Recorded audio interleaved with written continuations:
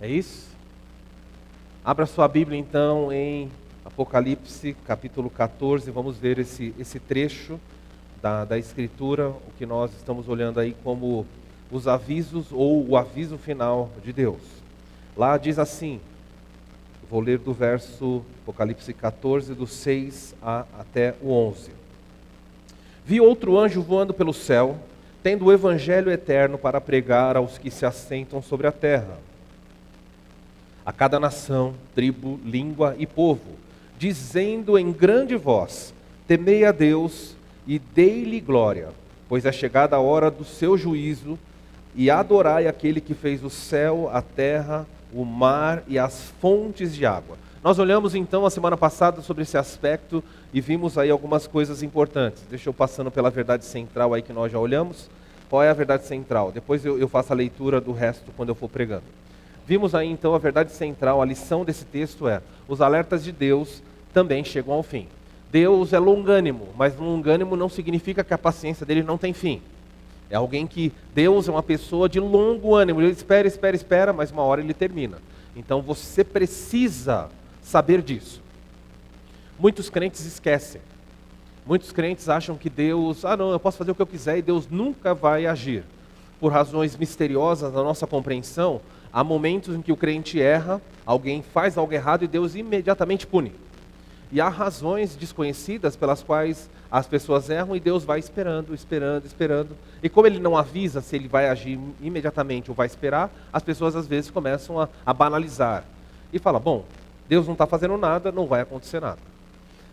Um exemplo.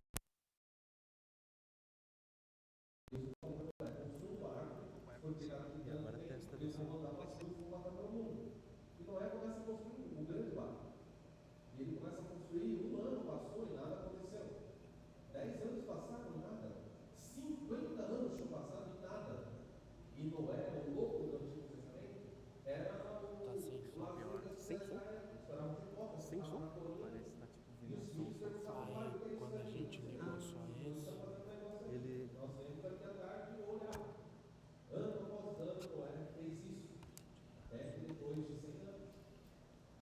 Falou, Noé, daqui a uma semana eu mandarei chuva. É interessante que Noé também não sabia muito bem o que é isso, porque não chovia. O texto bíblico fala, não chovia sobre essa face da terra. Não tinha chovido. Tudo que acontecia era o sereno da noite. Então ele não sabia, o orvalho caía, ele não sabia o que era cair chuva do céu. É como se alguém falasse para você, fica atento, porque daqui a uma semana vai quadradar. Você fala, o quê? Isso mesmo. Cuidado, porque vai quadradar. Noé não sabia. Simplesmente Deus falou, faça um barco.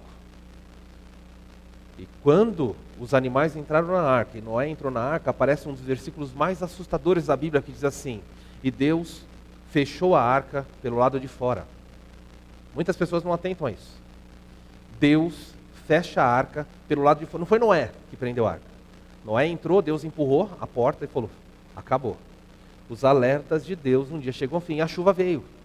Será que bateram na porta para Noé abrir? Será que gritaram, por favor, abra? Será que Noé, compadecido com aquelas multidões, mulheres levantando crianças, por favor, deixa meu filho entrar? Será que Noé e os filhos não tentaram bater na porta e empurrar, abre, que dá tempo de alguém entrar? Deus falou, não, ninguém entrará, porque eu dei a esse povo 100 anos, e agora eu fechei a porta do lado de fora. Irmãos, esses avisos da Bíblia são assustadores. E é nesse contexto que Apocalipse coloca isso aqui. Um dia, Deus vai falar, chega. E quando Ele colocar o basta, não haverá mais esperança para o mundo. Dito isso, nós vimos o alerta final de Deus, eu falei do papel dos anjos, muito amplo no livro de Apocalipse, principalmente do capítulo 4 até o capítulo 14. Eles aparecem em todos os capítulos, exceto no capítulo 13, mas para mostrar o papel, a atividade deles. Vimos aí então a explicação do texto.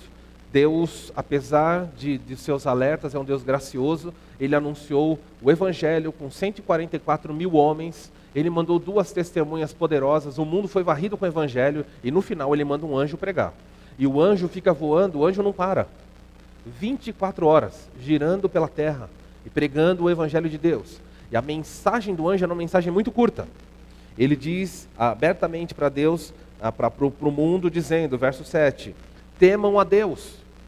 E ao falar isso, ele sabe que o mundo sabia o que era temor. Não tenham medo do anticristo, não tenham medo das suas armas, não tenham medo da sua perseguição. Temam a Deus. Por quê? No texto ele fala, temei aquele que fez o céu, a terra, o mar. Temam o Criador é digno de temor. Trema aquele que fez as fontes da água, pois é chegada a hora do juízo. E acontece, a coisa triste em tudo isso é, o versículo 7 termina com o apelo angelical. E aí o versículo 8 fala, seguiu-se a esse outro anjo. Você sabe por que o segundo anjo vai agir? Porque o segundo anjo, o primeiro anjo ficou andando não sabemos quanto tempo, dizendo, arrependei-vos, arrependei-vos, temam a Deus, adorem a Deus. E aí simplesmente João para e fala, bom, seguiu-se a esse, para de falar do primeiro anjo e passa a falar do segundo. Sabe o que acontece? A mensagem do primeiro anjo não foi ouvida. Então Deus mandou o segundo anjo. O segundo anjo jamais viria. Se o mundo tivesse se voltado para Deus, fala, Deus, nós estamos arrependidos, vamos abraçar. Então essa é a sequência. Cada anjo dando o seu aviso. Vamos ver então a continuação desse texto, diz assim. Seguiu-se ao anjo o primeiro, que não foi ouvido, seguiu-se a ele um segundo anjo dizendo, caiu, caiu a grande Babilônia, ela que tem dado a beber a todas as nações do vinho da fúria da sua prostituição. Quando você ver na Bíblia a repetição de algo, repetição significa ênfase. É muito comum, no mundo antigo era assim, então se você quiser enfatizar algo, você repete. Jesus fala, em verdade vos digo. Sabe que tem gente que diz assim, quando Jesus falava em verdade vos digo, aí era verdade. Quando ele não falava, é que não era verdade. Vocês acham que está certo? Por que ele falava em verdade? Ele está dando uma ênfase. Olha, o que eu estou falando é uma verdade absoluta. Ouçam. Quando a Bíblia fala assim, o nosso Deus é santo, santo, santo. No hebraico nós não temos superlativo nem diminutivo. Nós não temos santão e nem santinho. Você tem a palavra santo. Hagios. A palavra aparece lá. Ou no hebraico, melhor, kadosh. Santo, santo, santo. Por que ele repete 3 vezes? Você sabia que a Bíblia não fala que Deus é amor, amor, amor? E nem que Deus é justiça, justiça, justiça, mas fala que Ele é santo, santo, santo. De todos os atributos do nosso Deus, esse é o atributo mais enfatizado, dizendo, tome muito cuidado, o nosso Deus, Ele é santo, santíssimo. Ele não pode conviver com erro.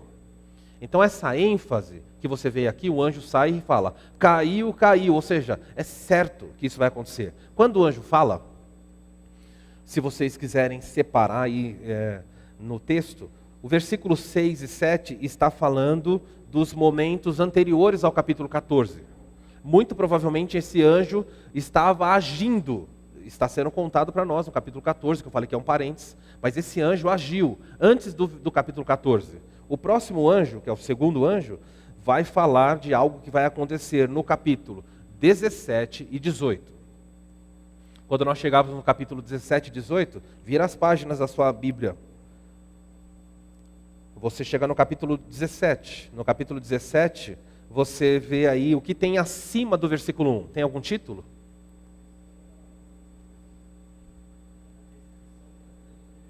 A descrição da grande meretriz. Alguém tem outra? A queda da Babilônia. Olha o capítulo 18. Que tem em cima do início do capítulo 18. Queda da Babilônia também. Então quando você olhar esses textos, você sabe que o anjo fala, caiu, caiu a grande Babilônia. Capítulo 15 e 16 vai montar uma série de juízos. Mas a queda da Babilônia vai aparecer no capítulo 17 e no capítulo 18. Tá bom? E o terceiro anjo, depois que vai seguir aí no versículo 9 em diante, ele vai falar sobre os juízos que acontecem no capítulo 15 e capítulo 16. Então é essa divisão que eu posso ajudar vocês o máximo, eu preciso seguir aqui. Vamos ver então o que o segundo anjo está falando, caiu, caiu a grande Babilônia. Quando você ouve a palavra Babilônia na Bíblia, Babilônia se refere a uma cidade. Babilônia se refere a uma civilização que vai existir no futuro. A sede do governo mundial do anticristo é chamada de Babilônia. Mas Babilônia não é algo que acontece só no futuro. Babilônia é algo do passado.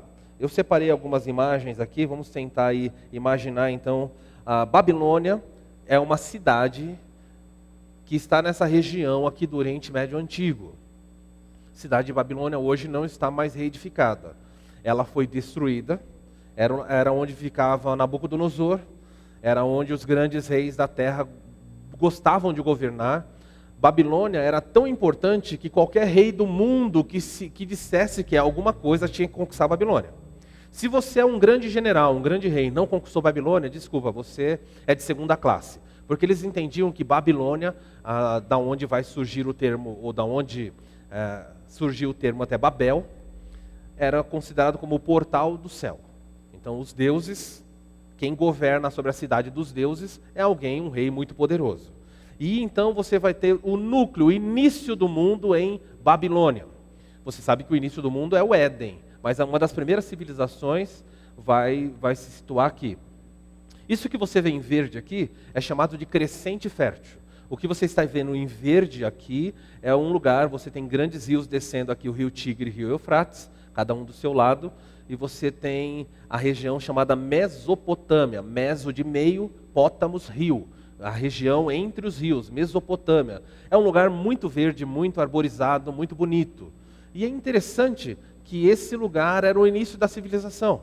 Se você digitar na Globo, ou se você ouvir o Fantástico, vão dizer para você que o mundo começou na África. Mas irmãos, não. Tanto que eles falam que o ancestral do homem, o ancestral mais antigo do ser humano, é o quê? É um primata, um hominídeo, sei lá, chamado Lucy. Aí tem lá uma mistura estranha. Irmãos, chuta essa bobagem para longe. Deus, lá no livro de Gênesis, eu não tenho tempo de ler agora, falou, e Deus plantou um jardim. Leia lá em Gênesis 1, fala, e Deus plantou um jardim, e ao lado desse jardim tinham 4 rios. Ele fala rio Tigre, dá o nome dos rios para situar a gente. Do jardim de Deus saíam 4 rios. Tigre, Eufrates, Pison e Gion. 4 rios. Desses 4 rios, 3 foram identificados. Um provavelmente secou, porque... Deixa eu passar aqui para entender. Então, aqui provavelmente é a região do início do mundo. Você tem o Tigre aqui, você tem o Eufrates. Desse lado você vai ter um rio chamado Gion e aqui você vai ter o rio chamado Pison. Para cá, o deserto da Arábia, esse rio secou. Muito, muito quente e não suporta isso aí. Mas no Éden era ali. Norberto, apaga só essa primeira aqui, só para mostrar uma imagem da provável, possível localização de onde seria o Éden. Então, quando você olhar, aí você tem os rios descendo, os 4 rios, eles vão se entroncar nessa região aqui, ó. Então, aqui seria o provável Éden. Aonde fica isso no mundo? Se nós voltarmos essa imagem, o Éden, muito provavelmente, fica aqui, ó. Onde você vê essa parte, que é o Golfo Pérsico, ali embaixo de água, é onde era o provável Éden. Então, aqui, talvez ajude mais para a gente. Olha aí, ó. Era assim... 4 rios saindo do jardim de Deus. Aí o que aconteceu? Veio o dilúvio, acontece um monte de coisa. Esse lugar provável, onde era o Éden, o que acontece? Ó, vai abrir ali o estreito de Omar. E agora isso daqui, ó, o Éden, o provável Éden está completamente embaixo de água. E que bom que Deus fez isso. Porque se o Éden estivesse lá ainda hoje intacto, adivinha o que ia acontecer? Ia ter a Basílica de São Éden, ia ter algum tipo de romaria, algum tipo de... Deus falou, não vai ter nada, vou apagar tudo. Ah, pastor, mas se eu mergulhar ali, será que eu acho a árvore da vida? Do conhecimento do bem e do mal? Irmãos, se aquilo tivesse intacto, o ser humano é uma coisa terrível. Ele sempre faz algo ruim. Então Deus cobriu tudo. Falou, não, ninguém vai chegar mais nesse lugar. Mas nós sabemos que é aqui, porque os rios, todos eles, onde eles chegam? Na ponta desse golfo aqui. Então esse estreito aqui, o mar parava aqui, agora o mar cobriu ali. Tá bom? Então aí fica melhor para situar o Irã, Catar, aí você tem o Kuwait, os rios aqui, os rios descendo, os grandes rios, e aqui na ponta esses rios saindo. O Éden muito provavelmente era aqui, ó, tudo coberto por água. Então se quiser conhecer o Éden, você tem que entrar de barco e falar, aqui era o provável Éden. Espero ajudar vocês. Isso vai dar início ao berço da civilização. O Éden, Adão e Eva são expulsos do paraíso. Para onde eles vão? Que direção eles vão? Provavelmente eles subiram para a área que era mais fértil. E quando eles subiram para essa área mais fértil, aí é o lugar onde provavelmente era o Éden, eles subiram, para essa área mais fértil. E então aqui, que foi coberto o Éden, eles vão se situar. Ur. O que é Ur aqui? Ur é onde Abraão estava, Ur dos Caldeus, na Caldeia, terra de Abraão. Aqui você vai ter aqui em cima a Babilônia, provavelmente onde estava Babel. Deus mandou o pessoal embora, eles se uniram ali. O que acontece? Vai ter o dilúvio vai matar todo mundo, vai sobrar poucas pessoas. Dilúvio, Gênesis 6. Quando nós chegamos em capítulo 10 de Gênesis, vai aparecer um personagem chamado Nimrod. Abra sua Bíblia rapidamente, deixa marcado aqui em Apocalipse. Em Gênesis capítulo 10. Pode acender, Norberto, por favor, obrigado. Gênesis capítulo 10, nós temos aí a história desses personagens. Capítulo 9, Noé vai sair da arca, e aí o capítulo 10 e capítulo 11 vão descrever alguns personagens importantes. Aí você pode ler com calma, mas eu vou ler só alguns versículos do capítulo 10. Diz assim: os filhos de Cã, versículo 6. Gênesis 10, 6. 10, 5.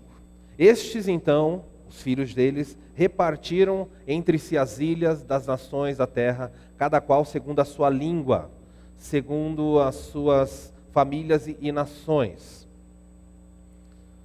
Aí se eu puxar esse fio, vocês vão ficar perturbados. Depois não dá para te explicar. Como é que fala de língua aqui se Babel está um pouquinho mais adiante?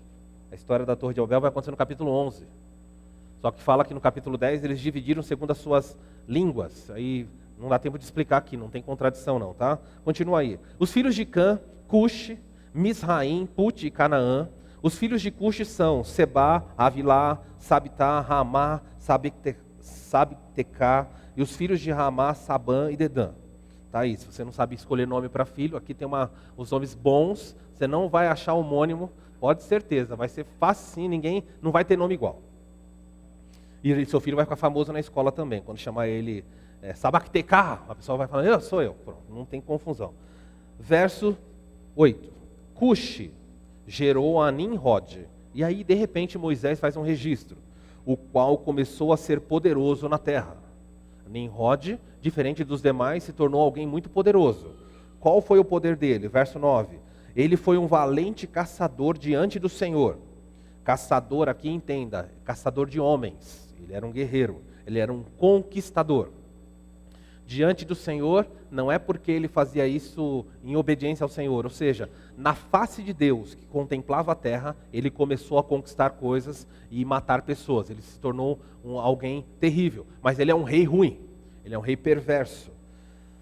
Daí se dizer como Nimrod, poderoso caçador diante do Senhor. O princípio do seu reino foi Babel. É até aqui onde eu vou. Ele então vai dar início ao seu grande reinado e ele vai construir Babel. E para fugir, provavelmente para evitar um novo dilúvio, eles então começam a construir uma grande torre. Essa torre, entenda, para o mundo antigo, eles falam assim, construir uma torre que alcança até o céu, você precisa entender, ele não está construindo um Empire State de 100 metros de altura, né, 100 andares, não está fazendo isso. Ele está fazendo algo que para a época era absurdo. Numa época em que você não tem ferro, numa época em que você não tem bloco de cimento, ele construiu uma construção de 2 andares, já é complexo. E se você não acreditar em mim, faz o seguinte, vai na sua casa, pega barro e construa uma coisa de 2 andares, que dê para pessoas uma cidade que a pessoa possa entrar. Aí você vai entender como é complexo. E o que ele faz? O homem antigo, ele é muito inteligente, muito inteligente. Apague o que o Fantástico diz, que o homem da caverna andava peludo com clava na mão. Olha aqui esses homens, e extremamente capazes. Construíram um edifício sem usar cimento, sem usar ferro, sem ter máquinas fazendo blocos. Eles foram edificando um prédio. Provavelmente eles edificaram o que é chamado de zigurate. Isso é um zigurate babilônico. Uma plataforma maior embaixo, levanta, faz uma menor em cima, levanta, faz outra e assim vai. Esse provavelmente foi o padrão aplicado na construção do que era considerado Babel. E aqui você faria escadas enormes para subir.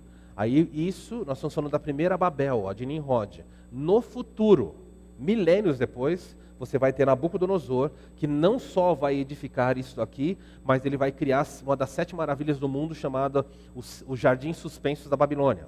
Ele fez e plantou árvores aqui, fez a água subir. Então, como é que eles fizeram a água subir? É fácil hoje, né? Você está no 5º andar de um prédio, abre a torneira, tem água lá. Como é que esse pessoal fez para subir a água, irrigar e fazer jardins? A ponto de Nabucodonosor estar andando pelo palácio, lá em Daniel, e falar: eu sou o rei mais poderoso do mundo, olha a grande Babilônia que eu fiz. Aí o anjo toca ele e pune ele.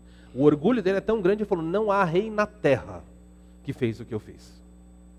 Tá bom? Então isso é muito, muito poder. Nem Salomão, na sua sabedoria, Salomão plantou pomares, mas plantar pomares em andares, os babilônicos. Gente extremamente inteligente. Isso aí é outra imagem de um zigurate, para vocês entenderem. Faz isso aqui sem semente, só com barro, aí você vai entender como é complexo. Homens inteligentes. Volta para Apocalipse, e agora nós vamos entender. Babilônia então se tornou sede de um governo daquela época onde Nimrod esteve. Eu vou falar muito de Babilônia, muito, e detalhar mais quando nós chegarmos em Apocalipse 17 e 18, que vocês já viram que lá vai falar bastante deles. Então, por hora, eu só quero que você entenda que é dito claramente que Babel caiu. Babel era a sede de um falso governo no mundo da época. Babel adorava falsos deuses. Então, nosso Deus é um tanto irônico. O mundo, a sociedade de rebelião ao mundo começa em Babel e ela termina em Babel. Ela começa com homens rebeldes fazendo um edifício e agora termina com Babel caindo, porque o anjo diz: caiu a Babilônia. Aquilo que os homens edificaram ao longo dos séculos e milênios. Babilônia era sede de cultos pagãos. O paganismo era muito forte lá. Uma das coisas, por exemplo, da Babilônia e a cultura babilônica, ela continua viva. De todas as coisas, de todas as terríveis coisas que o mundo pode ter, Babilônia, o conceito babilônico é o mais perverso. E está na sua casa. Você tem muita coisa de culto babilônico na sua casa e você não sabe. Uma das coisas, a ideia de ovo de Páscoa, vocês acham que surgiu da onde? Então, ovo de Páscoa é um conceito babilônico para celebrar o ressurgimento, a ressurreição de um filho de uma sumo sacerdotisa da Babilônia. A mulher chamava-se Semíramis e o seu filho chamava Tamuz. Esse jovem Tamuz saiu para caçar com 18 anos de idade e foi fortemente ferido por um javali. Ela, sumo sacerdotisa, sumo pontífice, vai vendo onde os termos vão sumindo, a suma pontífice conclama um jejum durante 40 dias. 40 dias as pessoas deveriam orar e interceder por Tamuz. Durante os 40 dias, ninguém poderia comer carne. As pessoas poderiam comer outras coisas, menos carne. Vocês sabem o que é quaresma? Segura só aí, mais na frente a gente fala sobre isso. O que é isso, 40 dias sem comer carne? Surgiu da onde? Está na Bíblia? Isso é religião babilônica. Viu como está arraigado? Tamuz então vai e ela então invoca os deuses, ela clama pelos deuses, e Tamuz, basicamente de uma ferida mortal naquela época, que não podia acontecer, ele se levanta dos mortos. E ele se levanta dos mortos no dia 25 de dezembro. Eu vou parar por aqui, mas a gente chega lá na frente, nós vamos ver como é interessante a cultura babilônica. Para celebrar a alegria da sua ressurreição. Lembra de alguém que morre e ressuscita? Lembra de alguma coisa referente a 40 dias sem comer carne? E no final dos 40 dias sem comer carne, alguém morre, alguém ressuscita? E os babilônicos então instituíram um culto a Tamuz, e uma das coisas que eles faziam para celebrar o culto a Tamuz eram dar ovos. Conhece alguma coisa semelhante em que acontece algo, passa-se 40 dias sem comer carne e no final pessoas distribuem ovos? Você já viu isso em algum lugar? Quem inventou isso? Isso é culto babilônico. Mas quando nós chegarmos no capítulo 17, nós vamos aprofundar. Eu só quero que você entenda. Babilônica é a sede da rebelião do homem contra Deus. Deus falou, espalhem-se. Não, nós vamos construir uma torre. E quando a torre estava levantada e o zigurate estava pronto, Deus falou, vou confundir, vou colocar línguas e idiomas para que esses homens não trabalhem mais juntos. E a barreira idiomática, se você está aqui e você fala outro idioma, se existem idiomas no mundo, os idiomas, se existem professores de idiomas, se existem escolas de idiomas, elas só existem porque o pecado surgiu. Era só uma língua. E Deus puniu o mundo falando, eles não podem se entender. Porque se esses homens se entenderem, não haverá limite para eles. Por que não tem limite? Porque Deus falou, eles são semelhantes a mim. Eu os fiz dotados de grande capacidade. Se eles conversarem, então vai se espalhar o mal. Então Deus refreia o mal colocando a barreira da língua. Acontece que em 2020 e pouquinhos aí, usado inteligência artificial. E a inteligência artificial, ela está quebrando a barreira da língua. Ela está tirando os freios que Deus colocou. Então nós começamos agora, alguém pratica o mal num lugar, rapidamente a internet pega o mal que é feito na Ásia e traz para o Brasil, daqui a pouco alguém começa a fazer o mal.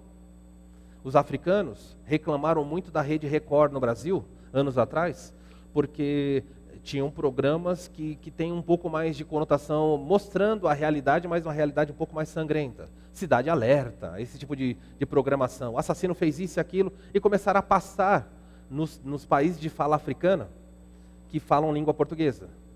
E os crimes que nunca foram vistos lá, que faziam no Brasil, começaram a replicar lá. Você sabe que nos presídios tem televisão. Os presos ficam assistindo.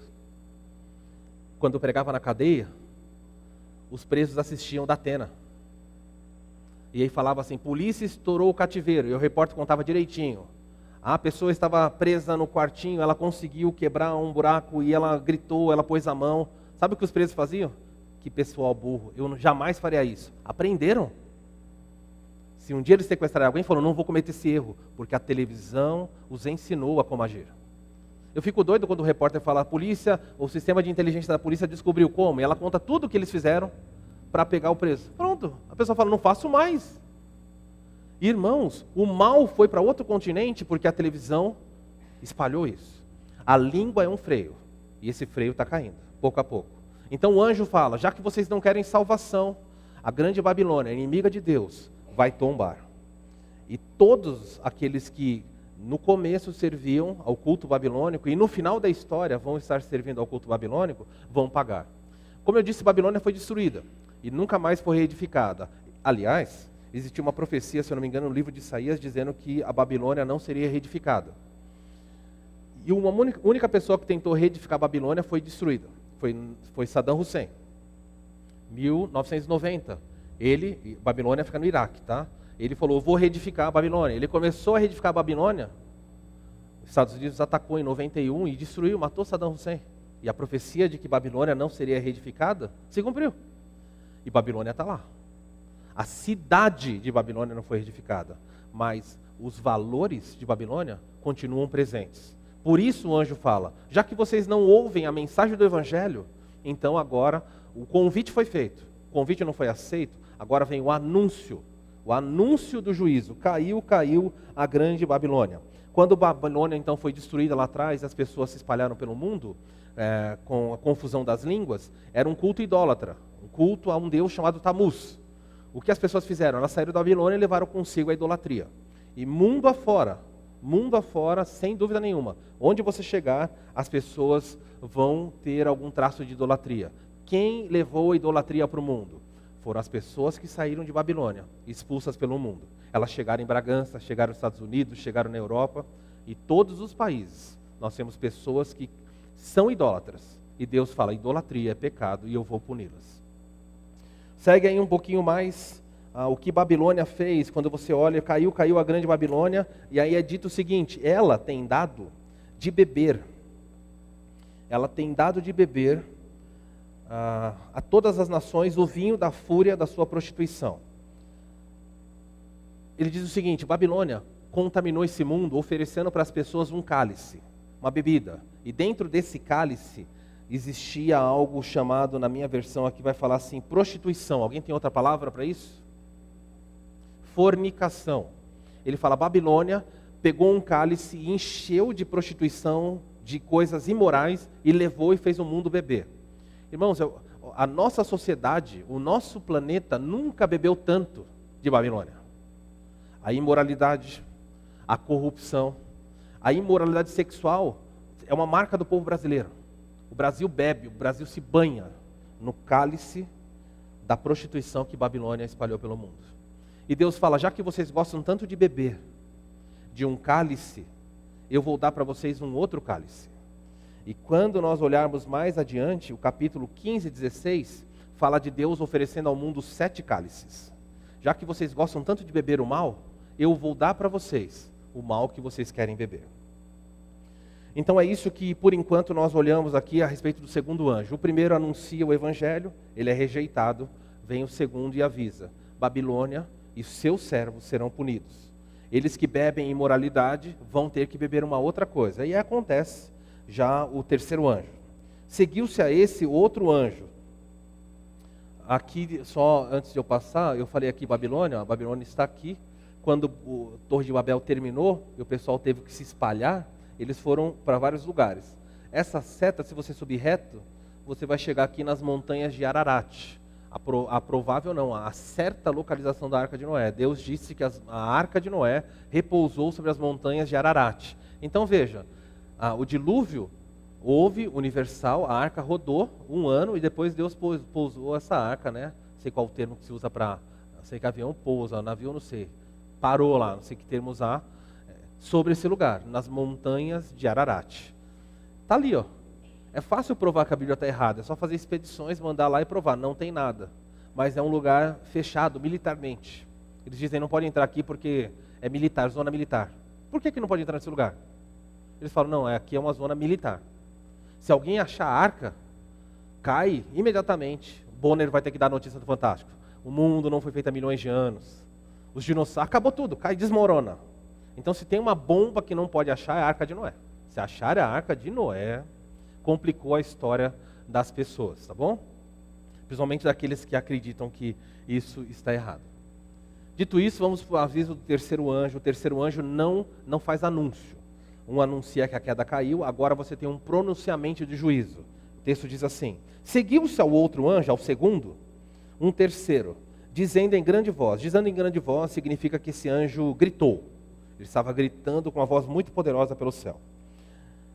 Verso 9 diz, se alguém adora a besta, ou a sua imagem, ou recebe a sua marca na fronte ou na mão, também esse beberá o vinho da cólera de Deus, preparado, sem mistura, do cálice da sua ira, e será atormentado com fogo e enxofre, diante dos santos anjos, na presença do Cordeiro. Queridos, eu quero fazer um alerta bem simples para você. Cuidado com o que você ouve. Quando você escuta a verdade e rejeita, você se torna passivo de um juízo mais severo. Deus mandou o anjo pregar. Mandou 144, mandou um monte de gente. Não querem? Deus anunciou, a Babilônia vai ser punida. Eu não quero. O que eu quero da Babilônia é beber o cálice da sua imoralidade. Ok. Então, já que vocês gostam tanto de beber o mal, eu vou dar para vocês um mal que nenhum ser humano na terra pôde beber. Ninguém. Ninguém conseguiu beber o cálice que Deus oferece. Só um humano. Só teve um ser humano que bebeu o cálice da ira de Deus e ficou vivo. Sabe quem é?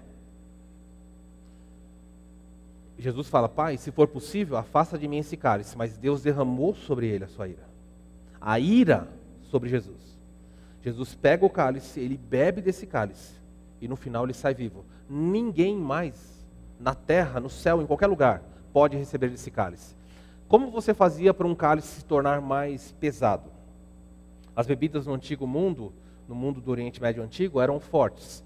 O vinho já era uma bebida forte. Mas para você tornar o vinho mais forte, porque eles até então não tinham uísque, não tinham uma série de outras bebidas modernas, você tornava o vinho mais poderoso colocando especiarias. Se você misturasse alguma, se você quiser tornar um vinho fraco, você diluía, põe água. Se quer tornar o vinho forte, você pega algumas plantas que eles sabiam quais eram, e eles misturavam. E aquele vinho podia se tornar tão forte a ponto de uma pessoa morrer se bebesse daquele vinho.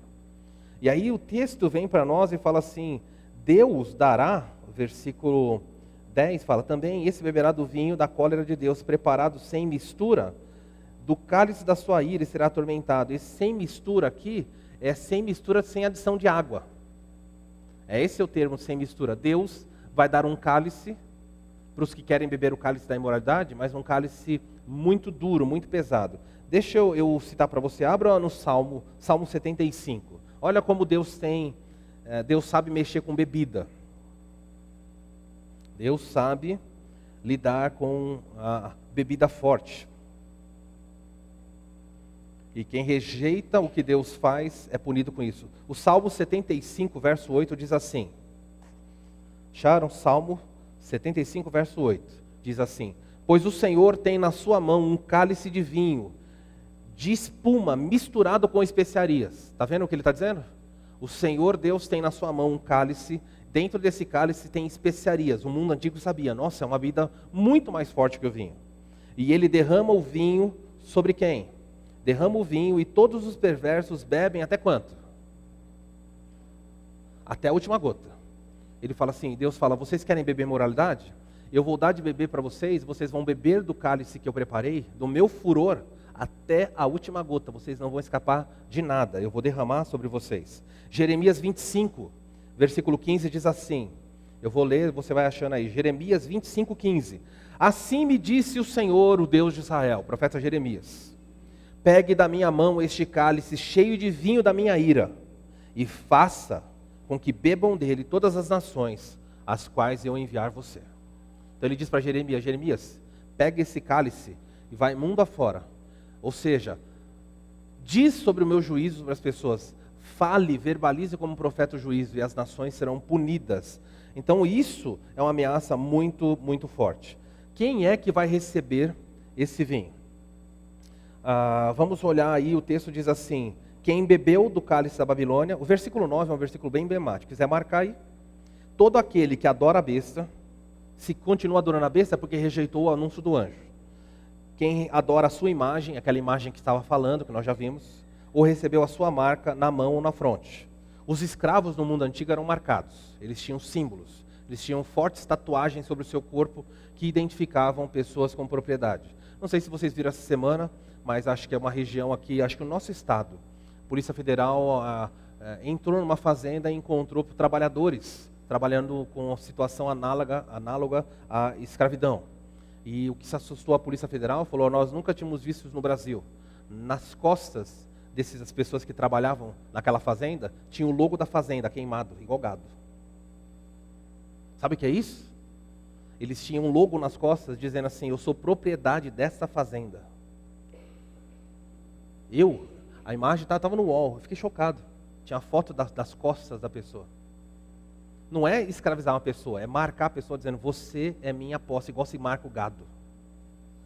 O anticristo vai marcar pessoas. E Deus fala, quem foi marcado, pertence a ele. Eu queria que você entendesse isso daqui, porque é algo que mexe muito com as pessoas. E as pessoas ficam sensibilizadas, mas eu só posso dizer o que o texto está dizendo. O texto diz sobre causa e efeito. Se a pessoa é marcada, algo acontece. Você não pode ser marcado e falar, estou arrependido da marcação.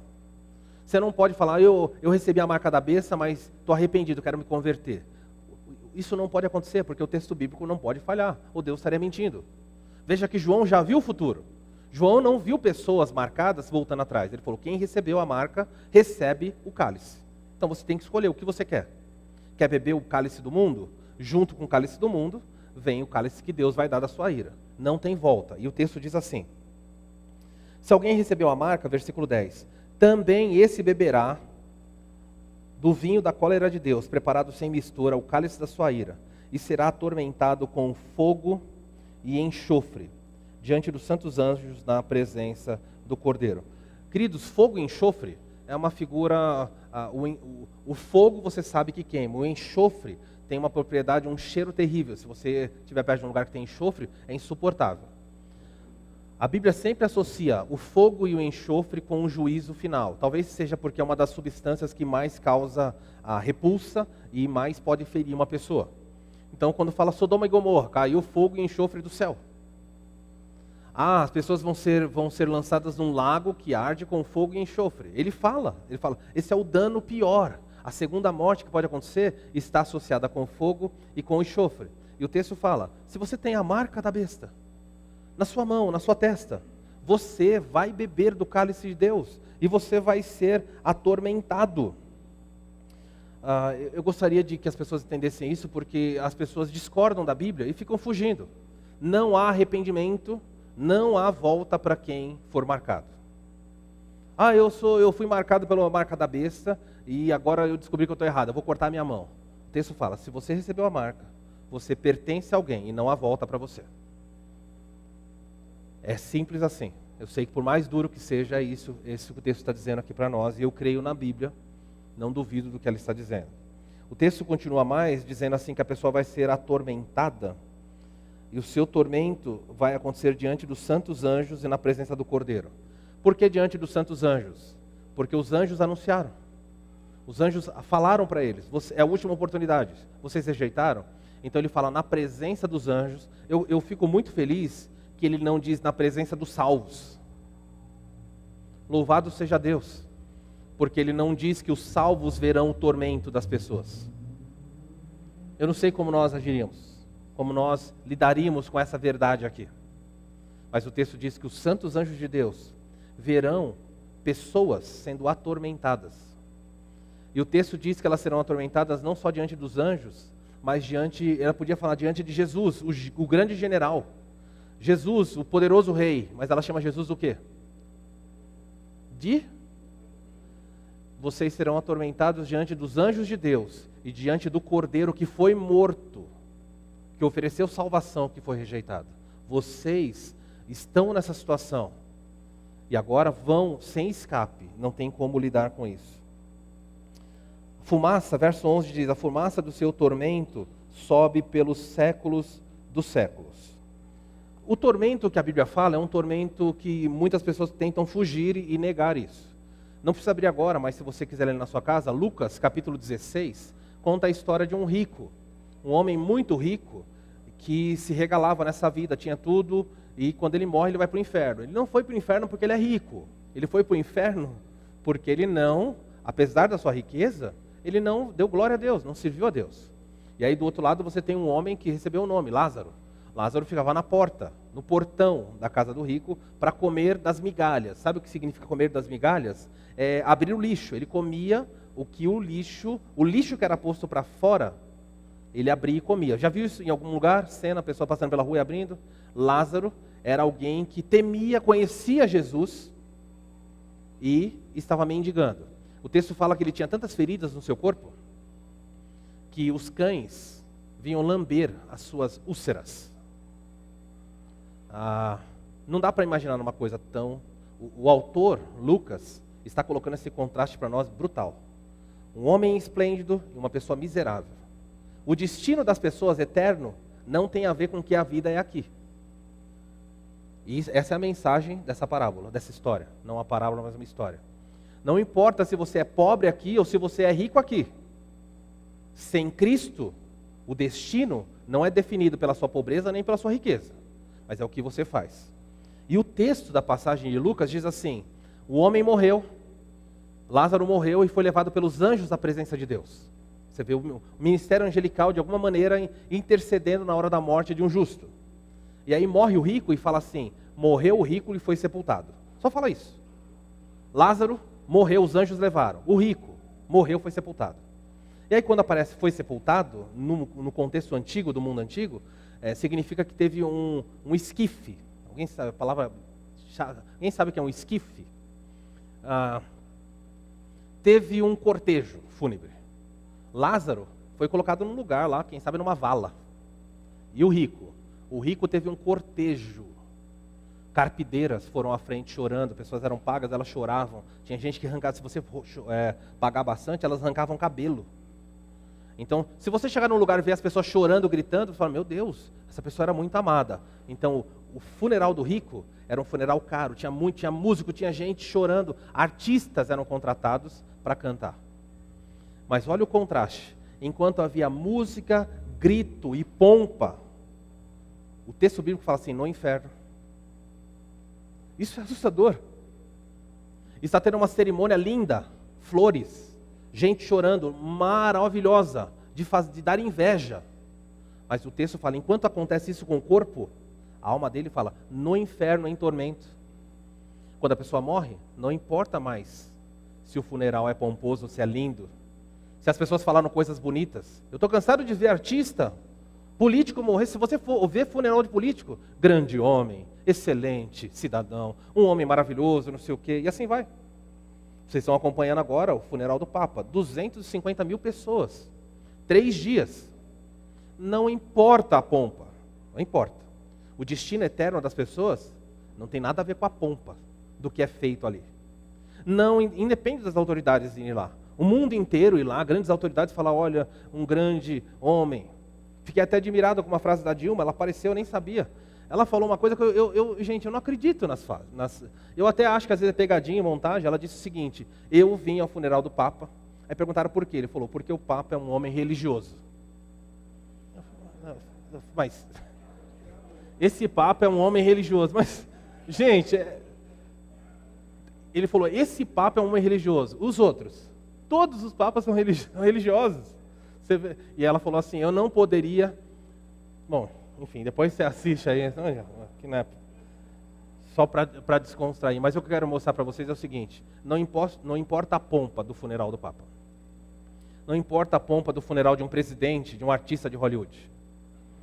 O texto fala, enquanto as pessoas podem celebrar com grande pompa, Lucas diz, no inferno, em tormento. É isso que deve assustar as pessoas. Não adianta se você tem um mausoléu, no inferno, em tormentos. E o texto diz, recebeu a marca, vai ser atormentado. E esse tormento não tem fim. É assustador porque o homem da parábola da história de Lucas 16, ele pede. Ele faz um pedido muito simples.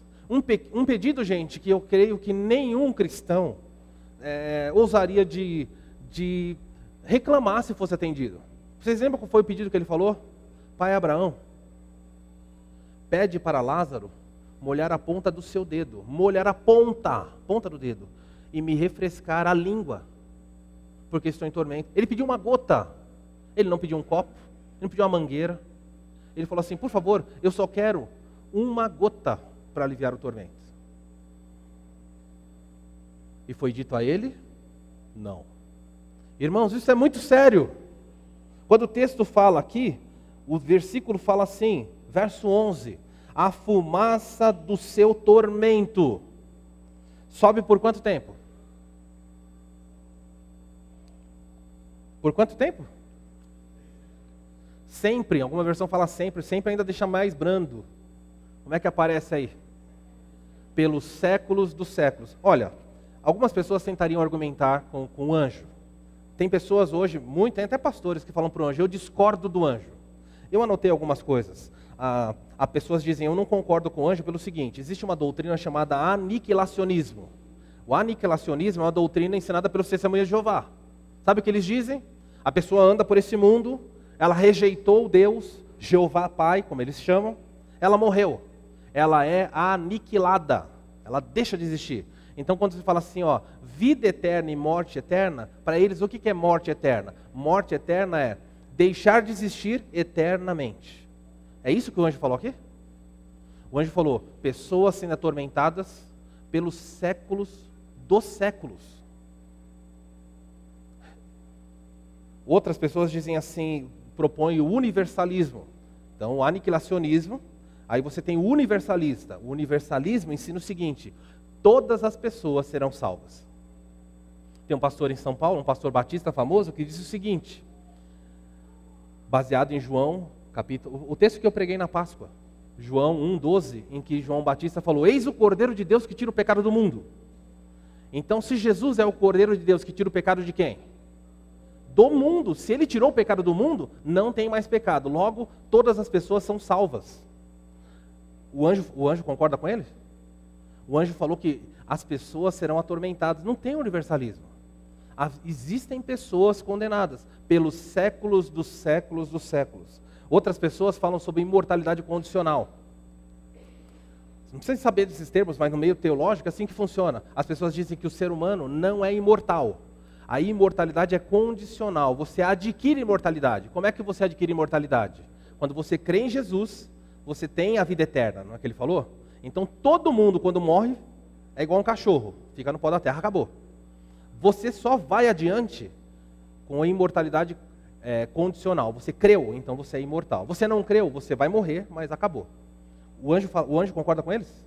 O anjo diz, não é aniquilado, todos não são salvos, e a imortalidade ela não é adquirida. A alma humana é imortal, porque nós somos imagem e semelhança de Deus.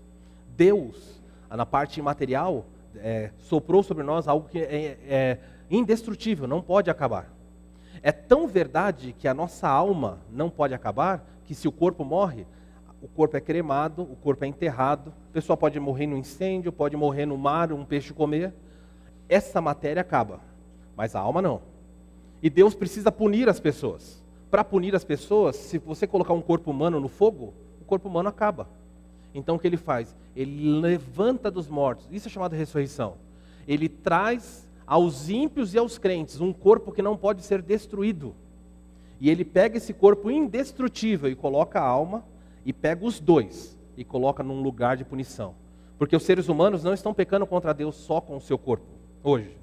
A ofensa contra Deus é em corpo e alma. Então não é só a alma que vai pagar.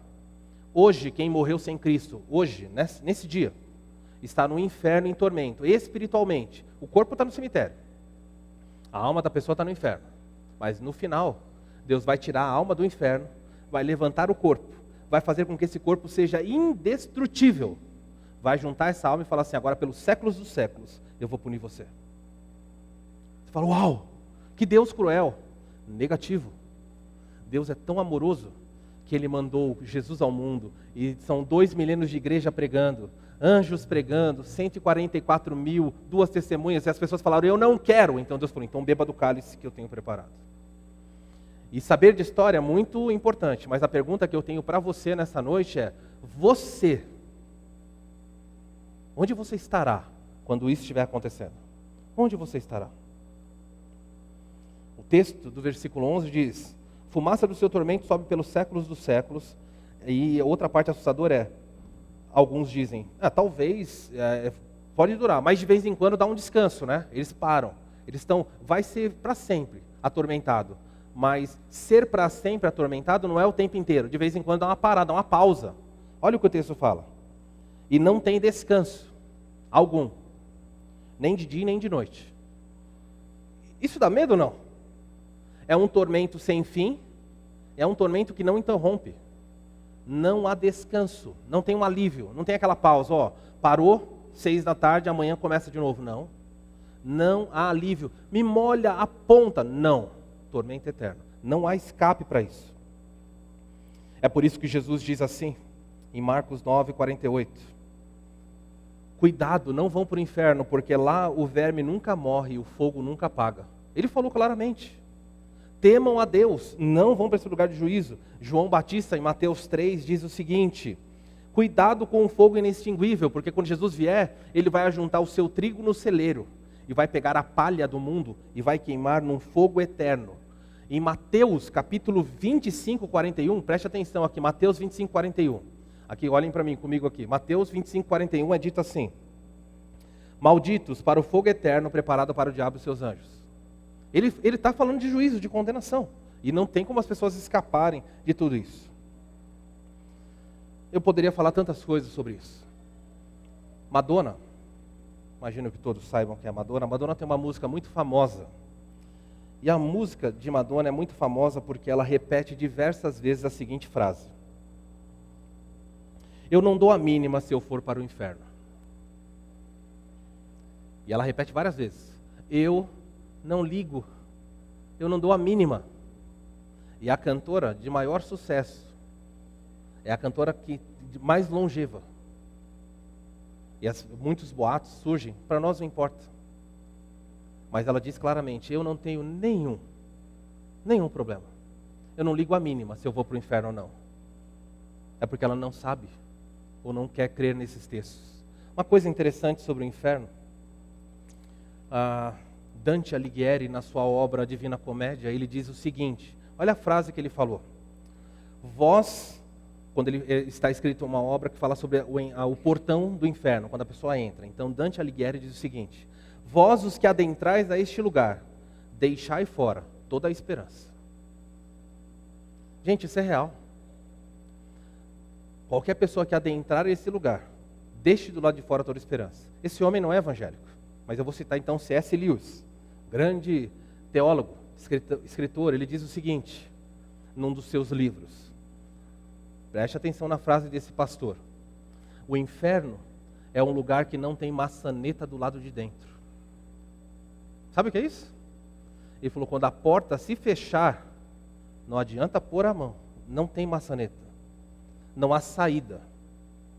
E pelos séculos dos séculos. Eu não sei você, mas alguma vez você já se queimou? Já encostou numa panela? Ou já fez alguma coisa, um óleo pingou? Às vezes minha esposa vai fazer alguma coisa e qualquer deslize, pinga óleo. Já fez, estava fritando uma coisa, pingou. E já queimou a mais assim de ponto de fazer bolha e doer? Agora imagina da planta do pé ao alto da sua cabeça, tudo sendo queimado, dia e noite, gritos à sua volta. E você está pedindo, por favor, uma gota para aliviar. E a resposta é, não. Pelos séculos dos séculos, o tormento virá. Você bebeu do cálice do mundo, beba do cálice da ira de Deus. Mas há uma esperança. Seria terrível se nós não tivéssemos esperança. A Bíblia diz que Jesus veio ao mundo para, de graça, beber esse cálice no seu lugar. E quando Jesus subiu naquela cruz, e o cálice da ira de Deus foi derramada sobre ele, e graça, louvado seja ele por fazer isso, não há mais condenação sobre os que estão em Cristo Jesus. Por isso a importância de você saber que nós somos pecadores, mas Cristo retirou a culpa. Porque a mesma mensagem que os anjos vão anunciar lá na frente, é a mesma mensagem que é anunciada desde que Jesus foi para o céu. E nessa noite eu anuncio para você mais uma vez, não precisa esperar os anjos. Eu e você somos pecadores. Não há esperança para pecadores estarem com Deus, porque Deus é santo, santo, santo. Mas Cristo Jesus veio ao mundo, nasceu como uma criança, viveu e se tornou o substituto perfeito, porque Ele era Deus homem. Ele morreu na cruz e disse, vinde a mim, todos que têm fome, todos que têm sede. De maneira nenhuma lançarei fora os que vierem a mim. Você já foi a Ele? Não importa se você é rico, se você é pobre, se você tem doença, se você luta com dores. A pergunta é, o seu tormento acaba aqui ou acaba lá? Como pastor, uma das frases mais tristes que eu escuto em funeral, principalmente funeral de incrédulos, é quando eu tenho que estar num funeral de incrédulo e alguém diz, essa pessoa descansou. Eu falo, ai. É a pior coisa para ouvir num funeral de incrédulo. Essa pessoa não descansou. Pelo contrário, ela nunca mais terá descanso. 1000 vezes ela ficará algemada a uma cama sofrendo do que partir e ir para esse lugar. Não há maçaneta, não há saída. Mas você recebeu de graça a oportunidade de sair. Baixe sua cabeça um instante. Espero que você já possa em paz dizer, Senhor, eu sou salvo.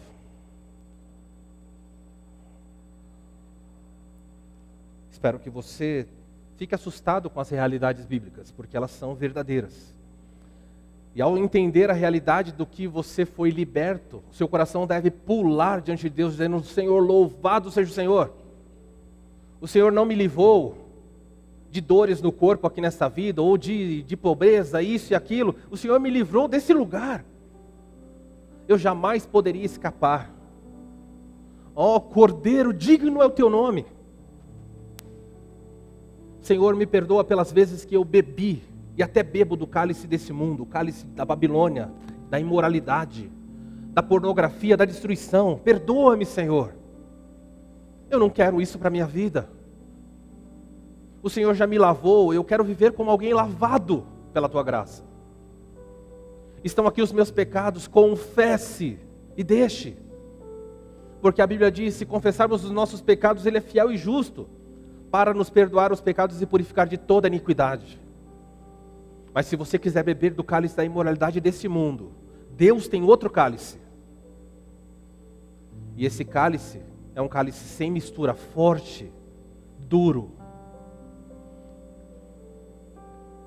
Se você sofre hoje, e eu sei que você sofre, lembre-se, Deus não prometeu paz aqui, mas na eternidade haverá.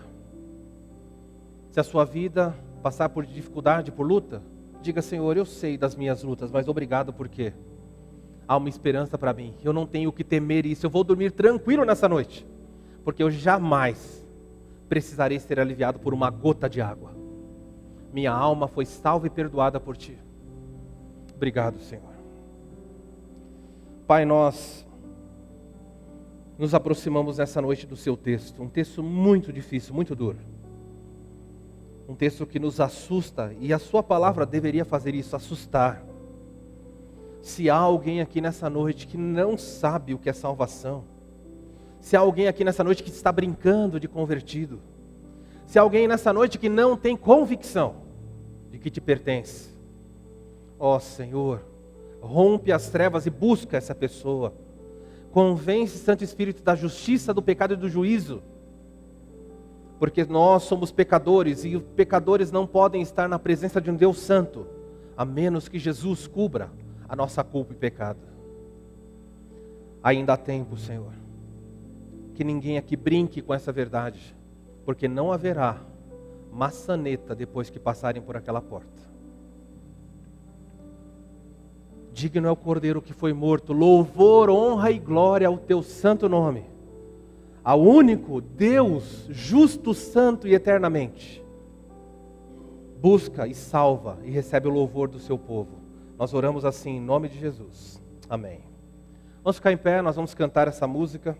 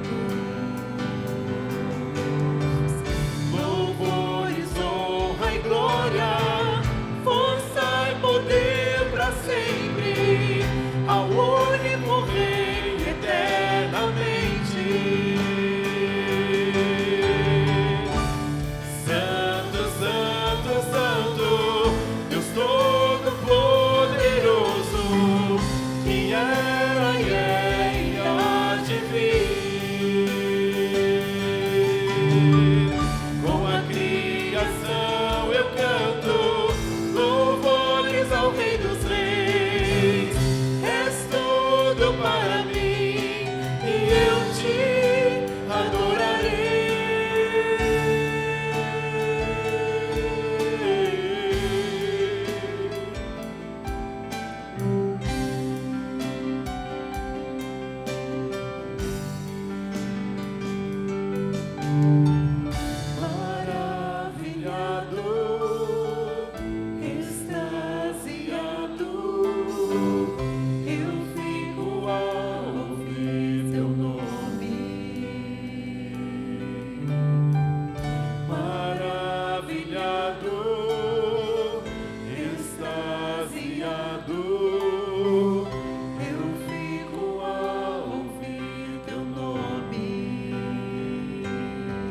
Para Ele, Jesus, teu nome é força, é fôlego de vida, maravilhosa água viva.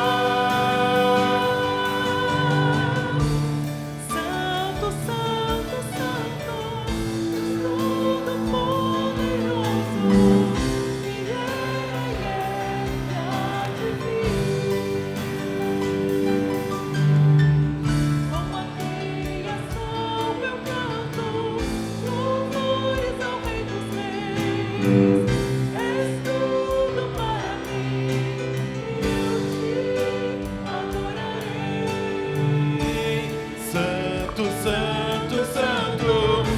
Todo-Poderoso, que era e é e há de vir. Erga a sua voz e diga: com a criação eu canto louvores ao Rei dos Reis, porque Ele és tudo para mim e eu te adorarei.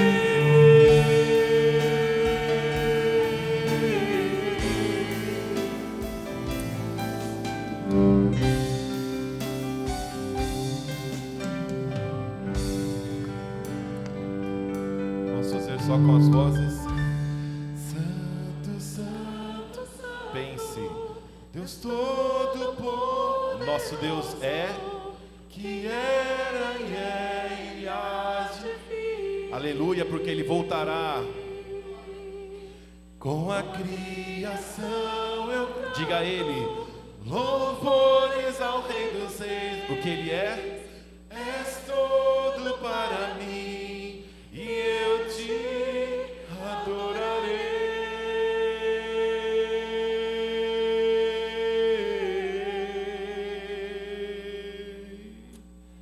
Tua igreja, Senhor, nós reconhecemos que era, Deus que é e o Deus que há de vir. Louvado seja o teu santo e bendito nome, porque essa é a nossa esperança. Um dia estaremos na tua gloriosa e maravilhosa presença e finalmente poderemos vê-lo face a face. Muito obrigado pela cruz que nos dá acesso à tua presença. Por isso nos afirmamos todas as vezes: tu és tudo o que nós precisamos. Tu és tudo para cada um de nós. Por isso nós te adoramos e iremos sempre te adorar e prostrarmos, para que o Senhor seja sempre glorificado, exaltado entre nós. Assim nós oramos agradecidos pela cruz, pela salvação. Assim nós oramos em nome de Jesus. Amém. Podemos assentar ao som do pós-lúdio, estamos encerrados.